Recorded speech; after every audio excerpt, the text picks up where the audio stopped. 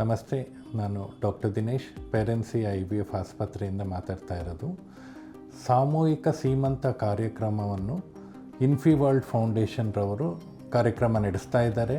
ಯಾವುದೇ ಒಂದು ಹೆಣ್ಣಿನ ಜೀವನದಲ್ಲಿ ತಾಯ್ತನ ಆಗೋದು ಮತ್ತು ಗರ್ಭವತಿ ಆಗೋದು ತುಂಬ ಒಂದು ಇಂಪಾರ್ಟೆಂಟ್ ಮೈಲ್ಸ್ಟೋನ್ ಅಂತ ಹೇಳ್ಬೋದು. ಪೇರೆನ್ಸಿ IVF ಸಂಸ್ಥೆ 2019ನೇ ಇಸ್ವಿಲಿ ಶುರುವಾಗಿದೆ. ಮತ್ತು ನಾವು ಬಡವರಿಗೆ ಮತ್ತು ಈ ಥರ ಯಾರಿಗೆ ದುಡ್ಡಿನ ಅನುಕೂಲ ಇರಲ್ಲ ಅಂಥವ್ರಿಗೆ ಒಳ್ಳೆಯದಾಗಬೇಕು ಅಂತ ನಾವು ಒಂದು ಟೈಮಲ್ಲಿ ಟ್ರೀಟ್ಮೆಂಟ್ ಆಫರ್ ಕೊಟ್ಟಿದ್ವಿ. ಅದರಲ್ಲಿ 100 ಮಂದಿಗೆ ಬರೀ ಮೆಡಿಸಿನ್ ಕಾಸ್ಟಲ್ಲಿ IVF ಟ್ರೀಟ್ಮೆಂಟ್ನ ಮಾಡಿಕೊಟ್ಟಿದ್ದೀವಿ. ಆಸ್ಪತ್ರೆ ಚಾರ್ಜಸ್ ಏನೂ ಇಲ್ಲ, ಬರೀ ಮೆಡಿಸಿನ್ ಕಾಸ್ಟಲ್ಲಿ ಮಾಡಿಕೊಟ್ಟಿದ್ದೀವಿ. ಈ ಥರ ಕಾರ್ಯಕ್ರಮ ಇದ್ದರೆ ನಾವು ಜನಗಳಿಗೆ ಹೆಲ್ಪ್ ಆಗೋ ಥರ ಏನಾಗುತ್ತೆ ಅದನ್ನು ಮಾಡೋದಕ್ಕೆ ಯಾವತ್ತಿದ್ರೂ ರೆಡಿ ಇರ್ತೀವಿ.